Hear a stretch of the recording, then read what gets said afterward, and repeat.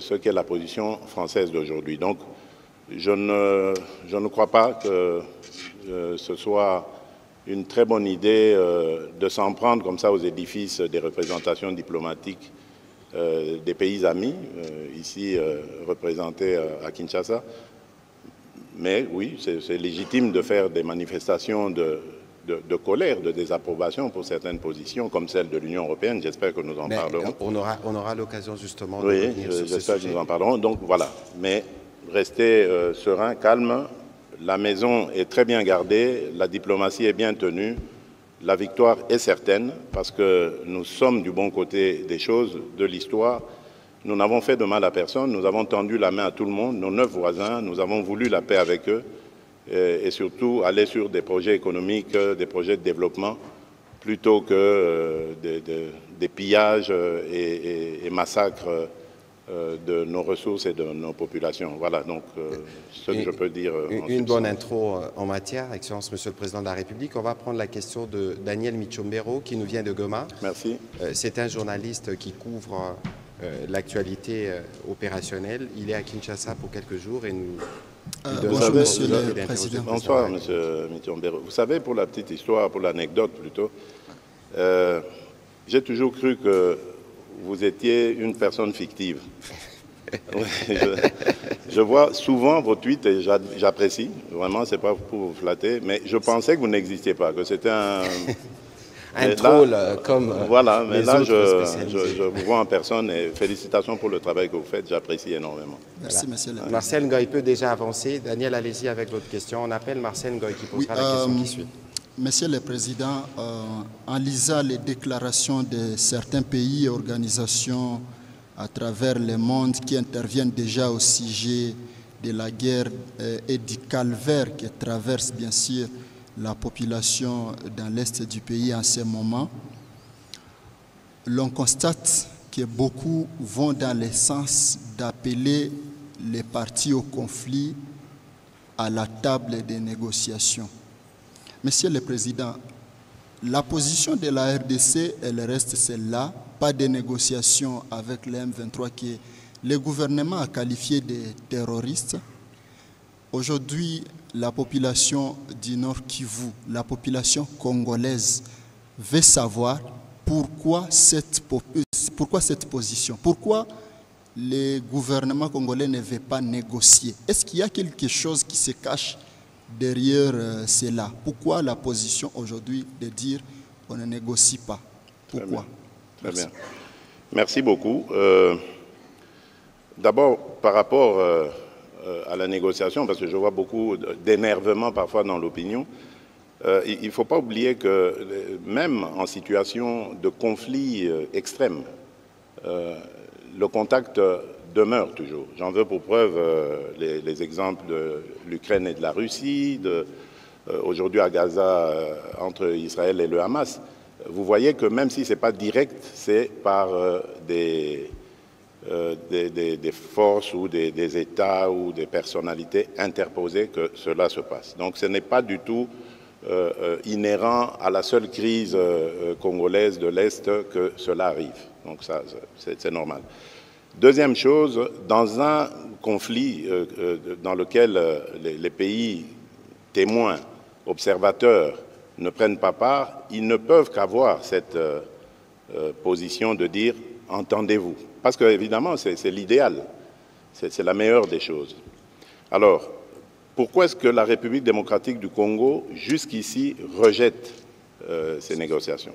D'abord, parce que je vous fais un bref rappel, lorsque, au mois d'avril, je pense, si mes souvenirs sont bons, 2022, oui, ça devait être fin avril, à l'occasion de l'entrée officielle de la République démocratique du Congo dans la communauté d'Afrique de l'Est, après la cérémonie, nous avons eu une discussion entre 4 chefs d'État, celui qui nous recevait à l'époque, qui était aux affaires, le président Uhuru Kenyatta, et puis les 2 présidents rwandais et ougandais, ainsi que moi-même. Donc nous avons eu cette réunion où les grandes lignes ont été décidées, c'est-à-dire, je rappelle rapidement, qu'on devait mettre fin à l'activisme des groupes armés, tous, quels qu'ils soient, et on les avait catégorisés. Il y avait des groupes armés locaux, donc de Congolais, compatriotes, et puis il y avait des groupes armés étrangers, mais tous étaient actifs en République démocratique du Congo, et non seulement déstabiliser la région de l'Est du Congo, mais également les pays voisins.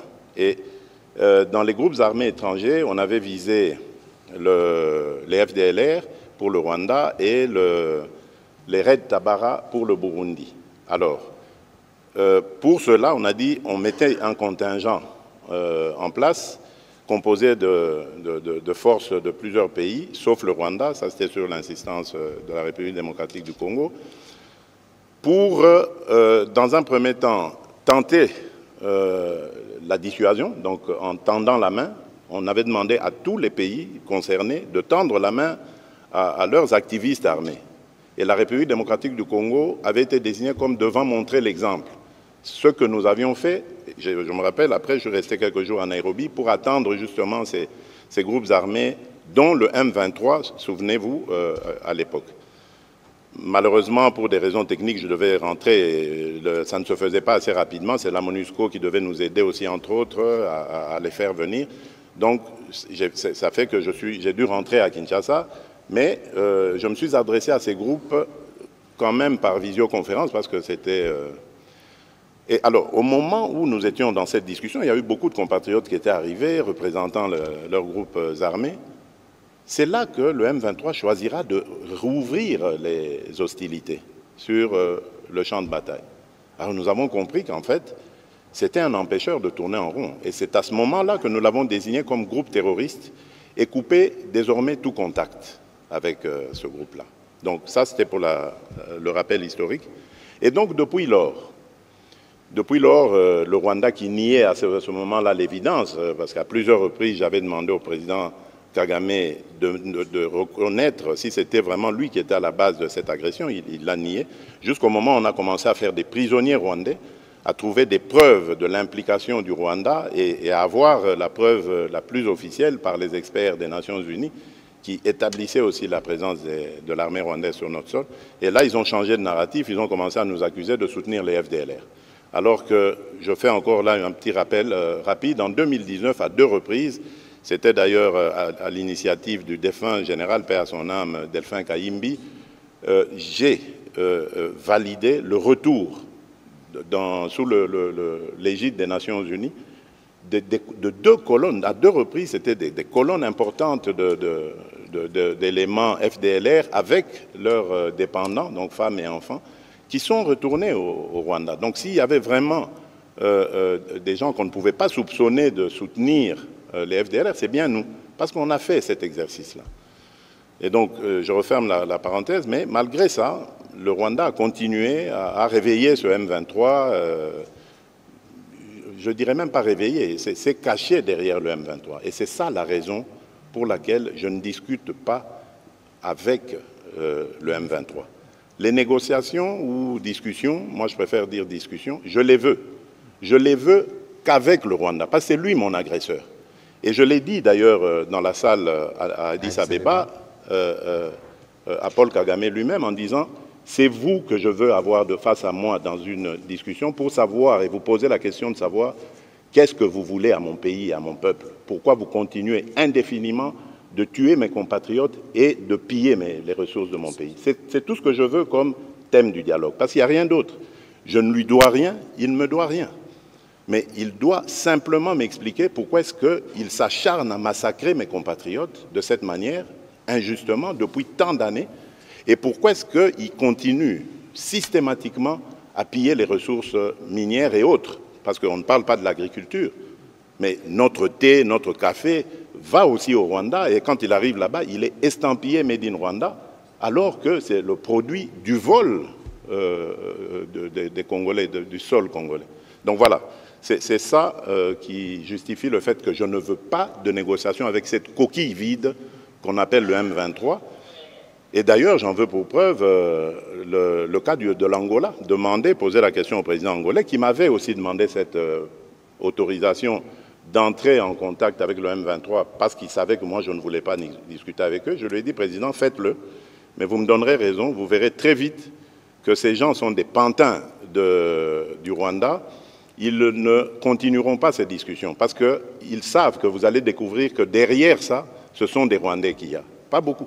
J'ai vu quelques Congolais irresponsables qui ont osé dire « oui, mais on a vu le M23, il n'y a que des Congolais là-dedans ». Tant pis pour eux, l'histoire les jugera un jour, mais je peux vous certifier que le M23 n'est pas congolais. Mais voilà pourquoi d'ailleurs, ils refusent d'aller en cantonnement. Parce qu'ils savent que quand ils seront cantonnés, nous allons demander l'identification de tous ces gens. Tout à fait.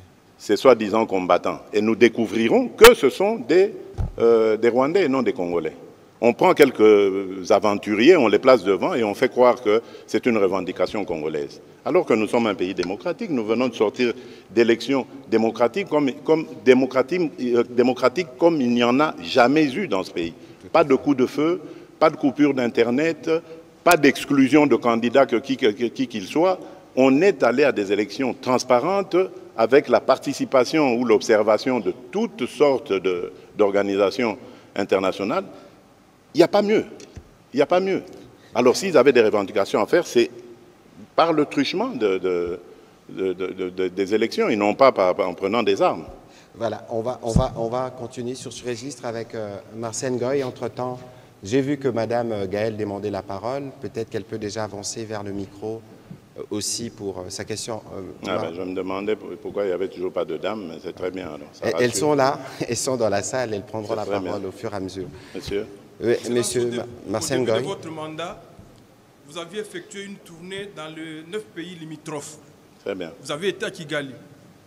Et lorsqu'il y a eu les funérailles de feu Étienne Tshisekedi, votre père, votre défunt père, nous avons vu venir Kagame à Kinshasa pour vous consoler.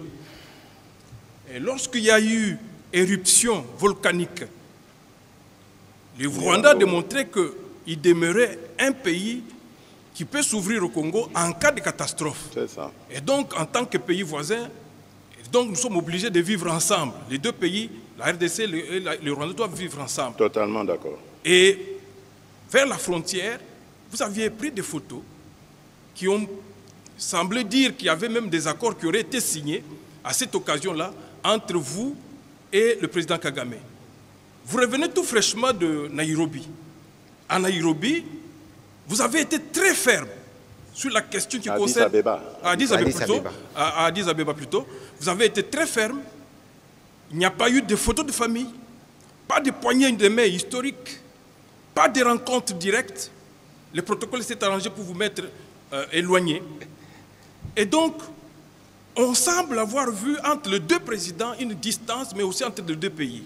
Maintenant, la question de savoir comment vider le prétexte, parce que finalement, le FDLR devient un prétexte qui sous-tend la vision expansionniste du Rwanda vers le territoire congolais. Et comment aussi vider le prétexte du président Kagame, qui pense aujourd'hui défendre la cause de Tutsi congolais, le Banyamulenge, dont il prétend être aujourd'hui, il s'érige en défenseur acharné. Y a-t-il effectivement des accords signés à cette occasion lorsqu'il y avait eu éruption volcanique? Et où en sommes-nous avec les opérations militaires conjointes entre la RDC et l'Ouganda, dans la partie Nituri? Marcel, vous posez 3 questions. Merci. Oui. Excellence, Monsieur le Président. Notez-les-moi bien. Bon, d'abord, très vite, je vous dis, ce qui s'était passé au moment auquel vous faites allusion à Goma, ce n'était pas des accords, c'était un MOU. C'est en anglais, c'est une abréviation anglaise qui veut dire en français Mémorandum d'entente. Donc nous étions d'accord pour ouvrir des négociations afin d'arriver à un accord, justement pour éviter le pillage de l'or congolais. Donc exactement ce que vous entendez que nous avons fait aujourd'hui avec Primera Gold, cette coopération qu'on a faite avec comment on appelle ça, joint venture. Une joint venture, merci Monsieur le Ministre, que nous avons fait à travers cette firme Primera Gold avec les Émiratis, les Émirats Arabes Unis. C'est exactement ce que nous aurions dû faire avec le Rwanda et que nous avons immédiatement stoppé lorsque nous nous sommes aperçus de leur supercherie dans ce coup de poignard dans le dos. Donc, pour revenir au FDLR dont vous dites, donc j'espère que là c'est clair, il n'y a pas d'accord. Ah oui, je voudrais profiter aussi de cette occasion pour tordre le cou à une rumeur qui a fait son chemin et qui voudrait confirmer le fait que le M23 a été invité ici à Kinshasa par moi à une certaine époque 2019, et que je les aurais laissés. C'est archi faux. Je n'ai aucun contact avec eux. Mais en revanche, je reconnais qu'il y a eu des gens des représentants du M23 ici. Et c'était à l'époque où j'avais pour ministre, nous avions pour ministre de l'Intérieur M. Gilbert Kankonde. C'est lui qui est venu, qui m'en avait parlé à l'époque. Et j'avais refusé catégoriquement de les recevoir. Parce qu'il promettait, disait-il, après qu'on les ait reçus, de trouver des solutions pour amener la paix à l'Est. À ce moment-là, ils ne nous agressaient pas encore, pour trouver des solutions. Je trouvais leur raisonnement farfelu, bien qu'ils disaient qu'ils n'avaient aucune exigence, etc. Ils sont restés le temps qu'ils sont restés, je ne sais même pas combien de temps, mais moi j'avais rejeté l'idée de les rencontrer. Je ne les ai jamais rencontrés. Et donc je voudrais que ce soit ferme, que ce soit dit fermement. Donc ils ont peut-être rencontré le ministre de l'Intérieur pensant qu'il le faisait en mon nom, ce qui peut être normal, mais je tiens à dire ici qu'il les avait invités, si c'est lui ou c'est eux qui s'étaient invités, à mon insu. Je n'étais pas d'accord et lorsqu'on m'a proposé de les rencontrer, j'avais refusé cette idée. Alors, pour parler des FDLR, au moment où les relations étaient bonnes avec le Rwanda, j'avais reçu une délégation rwandaise ici, qui me disait, on parlait des FDLR à ce moment-là, ils m'ont dit, Monsieur le Président, vous savez, à vrai dire, les FDLR, c'est devenu une force résiduelle composée de moins de 2000 hommes qui ne menacent même plus la sécurité de notre pays. Mais ce que nous craignons, c'est ce dérapage idéologique où dans le discours on vilipende les Tutsis, etc. Je dis mais ça c'est inhérent à tout pays. Hein. Notre pays, c'est 450 tribus. Ce n'est pas que avec les Tutsis congolais qu'il y a des problèmes. Il y a des problèmes même, on l'a vu récemment, pour les Kassaïens, les Luba du Kasaï au Katanga. Ce n'est pas pour ça que l'Angola, qui a aussi des populations lubaphones, se lève un matin pour dire « ça y est, moi je vais au Katanga pour défendre les Luba du Kasaï qui sont menacés. Les Teke et les Yaka ont des problèmes ici. Le Congo-Brazza qui en compte, ainsi que le Gabon, ne se réveille pas pour dire « voilà, on va défendre les Teke à Kwamut, etc. » Donc c'est totalement farfelu comme histoire. Nous sommes un pays souverain. Nous sommes capables de défendre nos propres concitoyens et nous sommes en mesure de les sécuriser. Voilà pourquoi d'ailleurs je profite de l'occasion pour dire que je suis le seul, si pas le premier en tout cas président de la République démocratique du Congo, à avoir dit haut et fort, en parlant des Banyamulenge, mais j'élargis même à tous les Tutsis congolais que ce sont nos compatriotes. Il y a des Banyamulenge qui sont morts pour cette République et sous le drapeau. Donc j'en ai assez de ce discours qui consiste à discriminer ces populations et à donner ainsi l'occasion à des régimes barbares comme celui du Rwanda de nous envahir, sous de fallacieux prétextes d'ailleurs. Parce que je dois attirer ici l'attention de tout le monde, et c'est très dangereux d'avoir ce genre de discours. Vous faites le tapis de ce régime criminel du Rwanda, parce que ce régime, figurez-vous, il a aussi des Hutus qui travaillent à sa cause. Il a aussi des Wazalendo qui travaillent à sa cause, qu'il a fabriqués.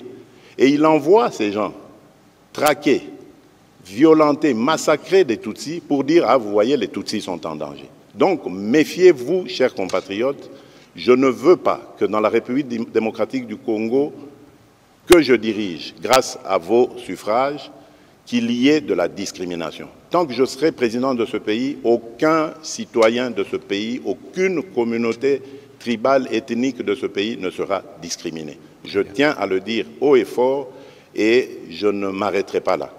Autre chose, nous avons dit haut et fort, et d'ailleurs depuis lors, on a arrêté même un officier, que dans l'armée, nous ne voulons pas de collaboration de près ou de loin avec les FDLR et que tout officier qui s'exposerait à ce genre de méfaits sera poursuivi, condamné. Et c'est le cas. Il y a un général qui a été arrêté pour soupçon, donc on n'a pas encore confirmé, mais il est soupçonné d'avoir collaboré avec les FDLR.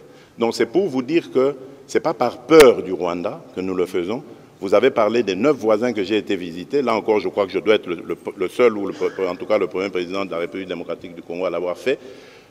J'avais promis à tous mes voisins en ce temps-là que de chez moi, au Congo, je n'entretiendrai jamais une dynamique, une force quelconque qui déstabiliserait mes voisins. J'y tiens, malgré l'hostilité qu'il y a aujourd'hui à l'égard du Rwanda, du Rwanda plutôt à notre égard. Peu importe, je reste convaincu par cela. Parce que moi, la guerre, je n'ai pas été formé dans ce moule-là. Moi, je connais la paix, je connais le développement, je connais la fraternité, je connais la solidarité. C'est là, dans ces domaines, que je suis à l'aise et non pas dans les domaines de guerre. Mais cela ne veut pas dire que si on nous la cherche, on ne la trouvera pas.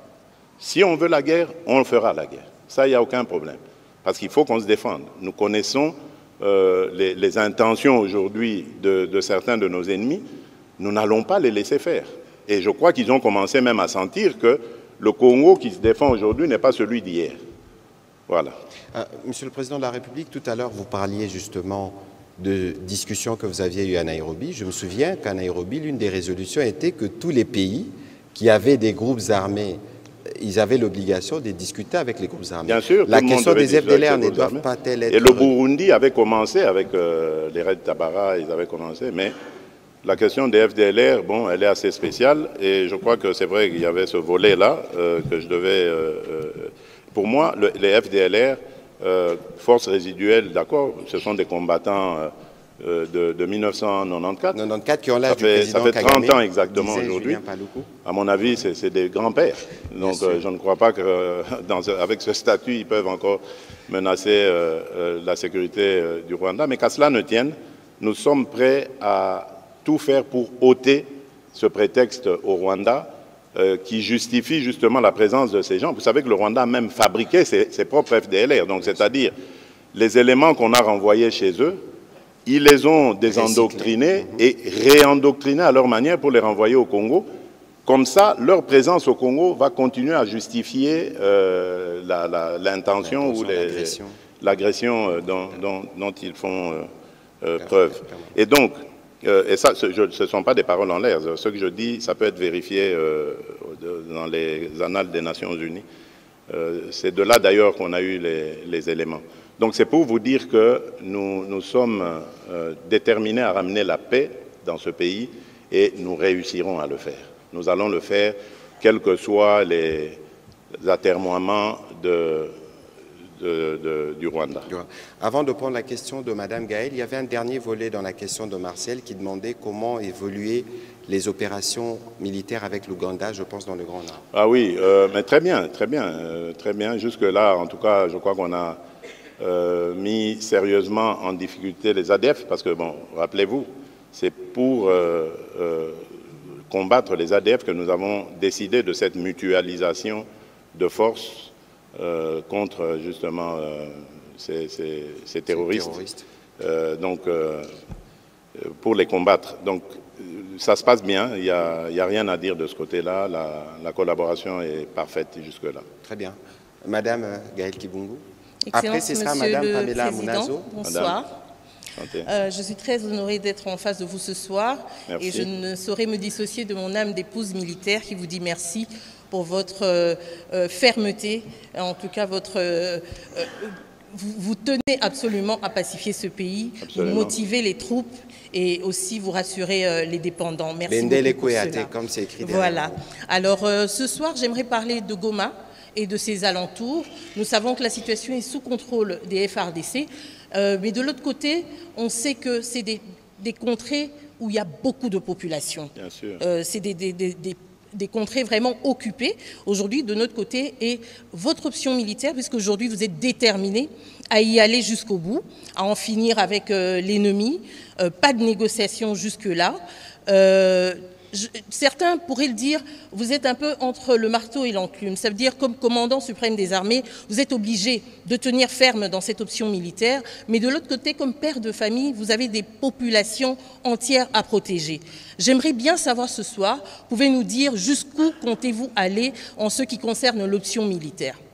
Oui, merci madame, la question très intéressante. Je voudrais d'abord dire ici, à l'intention ou à l'attention plutôt de nos compatriotes sinistrés, déplacés de guerre, que l'État ne les a pas oubliés, le gouvernement ne les a pas oubliés, le président de la République ne les a pas oubliés. Ils demeurent dans nos pensées et dans nos priorités. D'ailleurs, nous venons de décaisser récemment au gouvernement un montant en milliards de francs congolais pour justement leur assistance. Comme je l'ai dit, la priorité des priorités reste leur retour dans leur localité d'origine. Mais vous comprendrez qu'à ce stade, c'est très difficile de procéder à cet exercice parce que ces localités sont encore occupées.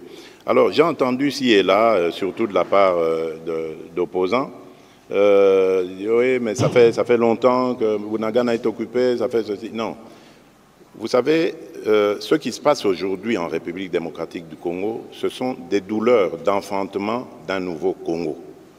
Nous ne voulons pas qu'ils partent simplement géographiquement et puis ensuite on remet nos populations pour que demain ils reprennent les mêmes aventures. Nous voulons une paix définitive. Voilà pourquoi nous parlons de montée en puissance de notre armée, comme jamais il y en a eu. Nous avons dépensé déjà des milliards de dollars pour que cette armée arrive à ce niveau aujourd'hui. Ce n'est pas terminé, on va continuer ça. Parce que la meilleure manière, la meilleure attaque, comme on dit, c'est la défense. Donc nous devons avoir une force suffisamment dissuasive pour décourager des aventuriers comme Paul Kagame, par exemple, aujourd'hui, à l'avenir, de venir jouer en République démocratique du Congo. Voilà. Donc ça, c'est le premier objectif que nous visons. C'est pour ça que c'est très important de prendre le temps qu'il faut. Donc on ne va pas libérer Bunagana pour le libérer pour qu'après on retombe dans les mêmes travers.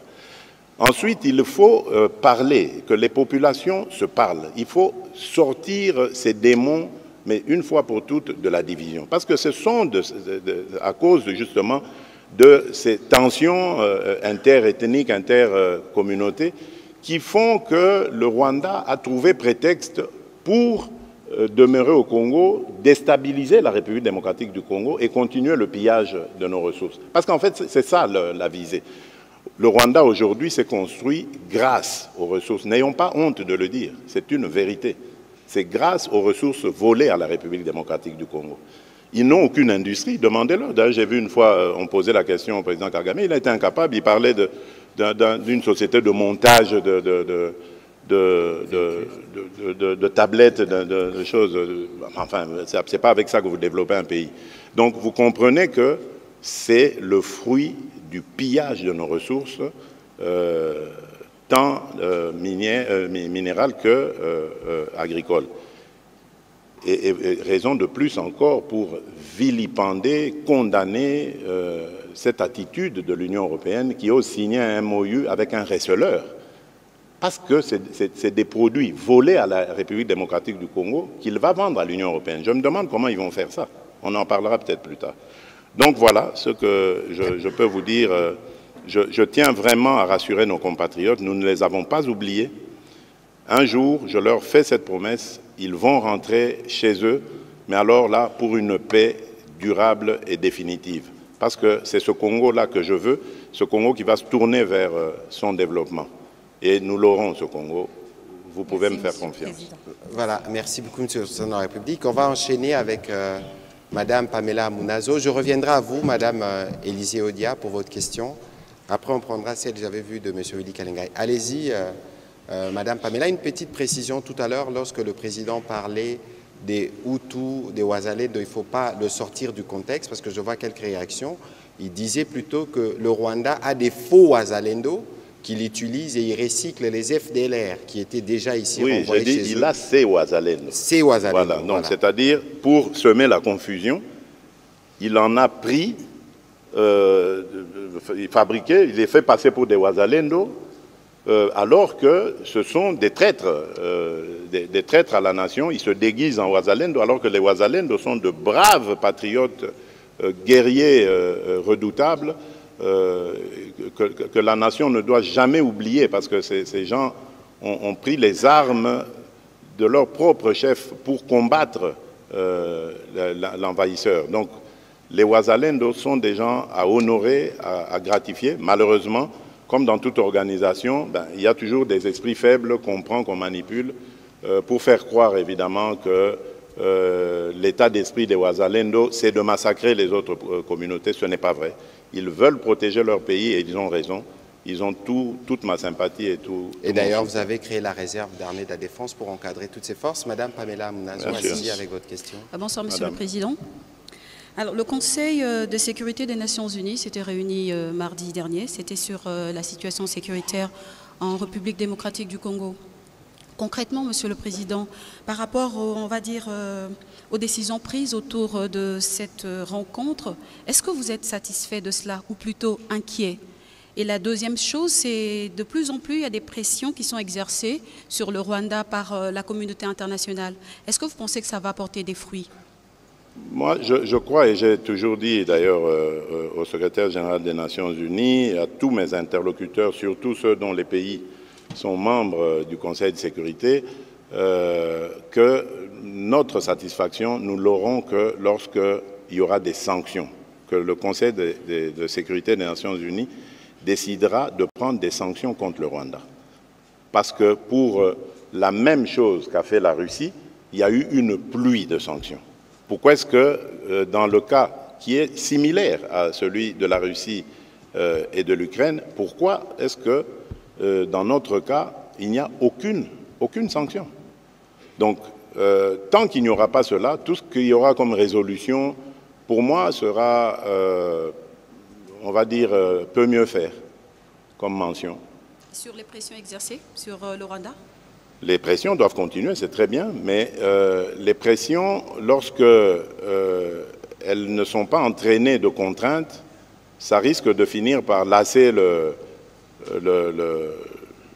la personne ou l'institution qui est pressée, et finalement, ça risque de ne pas donner de résultat. Donc je crois que pression, oui.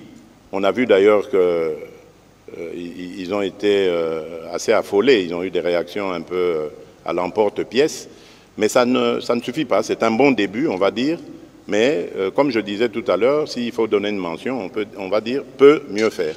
Et nous ne demandons que ça de la part de la communauté internationale, de faire davantage. Et ce serait justice pour les millions d'âmes congolais perdus. On va prendre la question de M. Willy Kalengai. Je vais demander à Mme Élisée Desprez d'avancer, comme ça elle posera la prochaine question avant qu'on ne continue avec les questions récoltées de ce côté.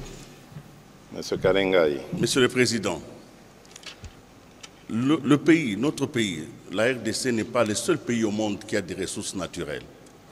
Il y a beaucoup de pays qui ont des ressources, mais malheureusement, chez nous, l'exploitation des ressources provoque la mort et la désolation. Nous en sommes à autour de 12 millions, c'est énorme. Vous venez de dire tout à l'heure que le Rwanda sert de receleur, et le président Kagame récemment a dit que, évidemment, le produit passe par le Rwanda et vont ailleurs. Voilà. Où est-ce que ces produits vont? Et c'est là ma question. Au début, on pouvait se dire que derrière le Rwanda, il y avait des multinationales, il y avait des groupes mafieux, il y avait toute la pègre mondiale qui s'accaparait de nos richesses. Mais quand nous avons suivi les MOU signés entre l'Union européenne et le Rwanda, nous nous sommes demandé si effectivement, derrière le Rwanda, il n'y avait pas des États, des vrais États, et qui nous envoyaient ainsi un message. Très bien. Alors, la question est celle-ci. C'est vrai, vous venez de dire que vous pouvez négocier avec le Rwanda, mais au-delà du Rwanda, avons-nous identifié les forces politiques, les États, notamment l'Union européenne, avons identifié les vrais négociateurs, parce que c'est avec eux qu'il faut négocier. Pourquoi l'exploitation de nos ressources doit donner la mort aux Congolais? Alors, la négociation pourrait être celle-là, la tripartite notamment. Comment exploiter les ressources naturelles du Congo en faisant prospérer le pays et en ayant la paix? Et ça, ce n'est pas avec les Rwandais qu'on peut négocier. À vous, les chefs de l'État, je demande, est-ce que vous avez envisagé de négocier avec les autres? Parce que les autres, quand nous suivons ce qu'ils disent, ils disent que le Congo n'a pas voulu respecter l'accord cadre d'Addis Abeba. C'est comme ça qu'on lui a remis les M23. Bon, je ne sais pas où est-ce que vous... Je ne sais pas où est-ce que vous allez tirer ces informations-là, de qui vous allez les tirer, mais je voudrais vous dire à propos de l'accord cadre, s'il y a vraiment un pays qui respecte les termes de l'accord cadre, c'est bien la République démocratique du Congo, car nous avons même désigné un coordonnateur comment on appelle ça là, le coordonnateur de suivi. De suivi, voilà, merci. Merci, le coordonnateur de suivi de l'accord cadre. Et nous sommes le seul pays parmi tous les signataires à avoir un coordonnateur. Donc quand on vient, par exemple l'envoyé spécial du secrétaire des Nations Unies dans les Grands Lacs vient à Kinshasa, il voit ce coordonnateur, parce que c'est lui qui est chargé au niveau des Nations Unies de le faire. Donc, qu'est-ce qu'on n'a pas respecté? Je ne crois pas. Non, je ne pense pas. Je crois d'abord qu'il y a peut-être une responsabilité de la République démocratique du Congo. Je le disais tout à l'heure à votre consoeur. Nous devons nous montrer dissuasifs vis-à-vis des agresseurs. Parce que c'est vrai, il n'y a pas que la République démocratique du Congo, son sous-sol qui regorge d'autant de richesses, mais est-ce qu'ailleurs, il y a autant de perméabilité dans le système de défense de ces pays-là? Non. Est-ce qu'ailleurs, il y a autant de complicité interne? Parce que nos compatriotes aussi ont pris goût à ce trafic. Je ne crois pas. Est-ce qu'il y a autant de lois qui protègent les ressources naturelles de ces pays? Suffisamment de lois, en tout cas, pour ne pas permettre le trafic, etc. Donc, nous devons faire aussi cet effort de réflexion sur nous-mêmes, mais en même temps, le travail que nous avons déjà commencé et qui consiste à demander à tous ces pays et les multinationales auxquelles vous faites allusion, parce que moi je pense plutôt que ce sont des multinationales et non des États qui sont derrière ça. Nous ne savons pas les identifier, mais à travers les pays que nous contactons, parce que nous savons plus ou moins où logent ces multinationales, nous essayons de faire passer le message pour dire « venez discuter avec le propriétaire et non pas avec le voleur, le receleur ». Parce que d'ailleurs, c'est condamnable. Hein, et d'ailleurs, vous le lui avez quand dit vous achetez, à Addis Abeba. je lui ai dit, ça c'est un receleur. Quand vous achetez le produit du recel, vous êtes vous-même coupable de vol. Vous êtes assimilé au voleur. Donc, l'Union européenne, j'espère qu'elle ne va pas jouer ce jeu-là. Et l'Union européenne, ce sont des hauts fonctionnaires. Les États, et je peux vous rassurer, j'ai reçu déjà de la part de certains ambassadeurs de l'Union européenne ici des messages rassurants pour dire « nous avons tenté de tout faire pour empêcher cette signature et nos pays ne sont pas d'accord avec ce qui s'est passé ». Et quant à nous, République démocratique du Congo, nous n'allons pas nous arrêter là. Nous allons user de toutes les voies diplomatiques et y compris judiciaires pour empêcher, faire annuler ce MOU qui a été signé. C'est peut-être un MOU, me dira-t-on, mais c'est déjà un très mauvais début qui indique que l'Union européenne est très mal engagée parce que c'est comme si elle nous faisait la guerre par procuration. Et ce genre d'encouragement, moi j'appelle ça encouragement donné aux voleurs, c'est un encouragement qui est très dangereux pour la paix dans la région. Ça ne devrait pas se passer comme ça.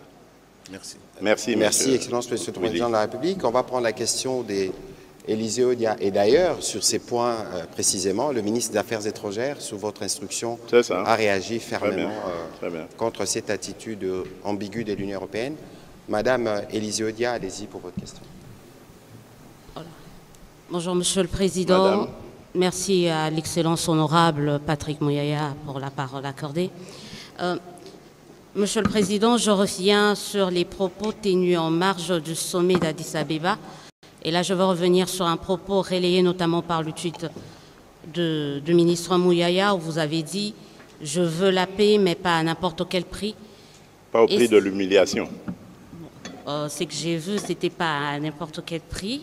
Alors, ma question, c'était de savoir, estimez-vous que la paix a un prix? Et si oui, vous l'estimez à combien ce prix par rapport à la paix? Et enfin, peut-être par rapport à l'actualité également, Vous êtes en face, comme je l'ai dit tout au début, d'un honorable excellence doublement élu. Ça ne vous dérange pas d'avoir violé la Constitution? Je savais que cette question reviendrait, mais bon, le président aura l'occasion d'y répondre. Merci, madame, j'y répondrai. J'avais parlé de la paix, pas au prix de l'humiliation. Vous savez, à n'importe quel prix, au prix de l'humiliation, c'est pareil. N'importe quel prix, c'est ça, l'humiliation. Donc, je veux la paix, une paix véritable et une paix durable. Comme je l'ai dit, je ne veux pas de paix factice dans laquelle on humilie la République démocratique du Congo, comme on l'avait humilié en 2013, avec ces mêmes pantins du M23, qui ont fait concéder à la République des choses mais scandaleuses. Je ne sais pas si vous avez vu cet accord, signé en 2013 à Kampala, je pense, avec le M23. C'est ça l'humiliation à laquelle je faisais allusion. Et je viens de dire ici que le M23, c'était une coquille vide. On a pris quelques aventuriers congolais qu'on a mis devant, on leur fait parler lingala ou des choses comme ça, on leur attribue des noms congolais pour dire, voilà, vous voyez, ce sont vos propres compatriotes. Mais ceux qui se battent derrière eux, ce sont les Rwandais des RDF. Voilà pourquoi ils refusent d'aller en cantonnement. Parce que quand ils iront en cantonnement, ils ont bloqué l'accès au camp de Rumangabo, alors que la République démocratique du Congo s'était acquittée de sa charge dans le plan de paix, d'équiper, de préparer les choses pour que les compatriotes, soi-disant compatriotes qui sont en train de se révolter, viennent et aillent dans le programme PDDRCS. Ils ne sont jamais venus, ils ont même bloqué l'accès, et le ministre, le VPM Jean-Pierre Bemba l'avait suffisamment dénoncé dans tous les forats auxquels il a participé, toutes ces conférences régionales.